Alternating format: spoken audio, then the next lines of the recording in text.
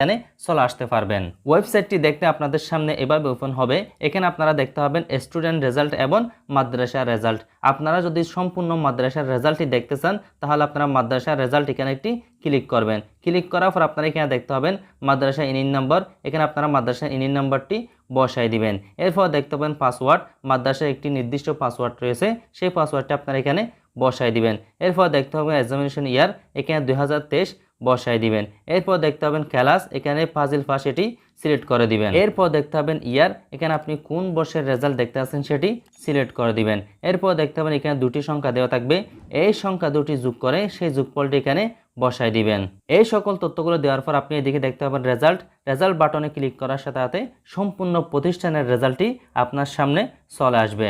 তবে সাধারণত এটি শিক্ষার্থীরা দেখতে পারবে না, কারণ মাদ্রাসার যে পাসওয়ার্ডটি রয়েছে সেই পাসওয়ার্ডটি মাদ্রাসা কর্তৃপক্ষ ছাড়া আর কেউ জানে না।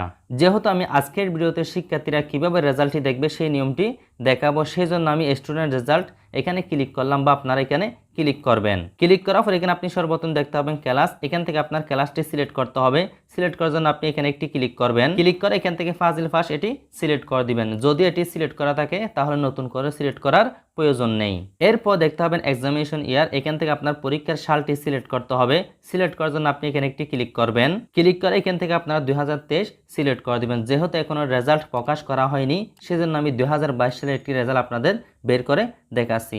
যখন রেজাল্ট প্রকাশ হবে তখন আপনারা এখানে দেখতে পাবেন 2023, এখান থেকে আপনারা 2023টি সিলেক্ট করে দিবেন। এরপর দেখতে পাবেন ইয়ার, এখান থেকে আপনার পরীক্ষার বর্ষটি সিলেক্ট করতে হবে। সিলেক্ট করার জন্য আপনি এখানে একটি ক্লিক করবেন। ক্লিক করে এখান থেকে আপনি কোন বর্ষের রেজাল্ট দেখতে আসছেন সেটি এখান থেকে সিলেক্ট করে দিবেন। বর্ষটি সিলেক্ট করার পর এখানে দেখতে পাবেন রেজিস্ট্রেশন নম্বর, এখানে আপনার ফাজিলের রেজিস্ট্রেশন নম্বরটি বসায় দিবেন। এরপর দেখতে পাবেন এখানে দুটি সংখ্যা দেওয়া থাকবে, এই সংখ্যা দুটি যোগ করে সেই যোগফলটি আপনি এখানে বসায় দিবেন। আপনার রেজিস্ট্রেশন নম্বর, যোগফল, এই সকল তথ্যগুলো দেওয়ার পর আপনি এখানে দেখতে পাবেন রেজাল্ট, আপনি এই রেজাল্ট বাটনে একটি ক্লিক করবেন। ক্লিক করার সাথে সাথে আপনার রেজাল্টটি এভাবে চলে আসবে। এখানে আপনার নাম, আপনার পিতার নাম, মাতার নাম, আপনার মাদ্রাসার নাম, আপনি কত জিপিএ পেয়েছেন এবং আপনি কোন সাবজেক্টে কোন গ্রেড পেয়েছেন, এই সকল তথ্য সহ আপনার রেজাল্টটি এভাবে চলে আসবে। এভাবে খুব সহজে অনলাইন থেকে আপনারা আপনাদের রেজাল্টটি দেখে নিতে পারবেন। এরপর আপনাদের রেজাল্টটি সেভ করার জন্য আপনারা একদম কর্নার দেখতে পাবেন প্রিন্ট করুন, এখানে ক্লিক করে আপনারা আপনাদের রেজাল্টটি ডাউনলোড করে নিতে পারবেন। এরপরেও যারা রেজাল্টটি দেখতে পারবেন না, আপনারা ভিডিওতে কমেন্ট করবেন এবং আমাদের ফেসবুক পেজের ইনবক্সে মেসেজ করবেন। আমি যদি ফ্রি থাকি আপনাদের ভালো লাগলে আমার চ্যানেলের পাশে থাকবেন। আশা করি আরও নতুন ভিডিও নিয়ে আসবো।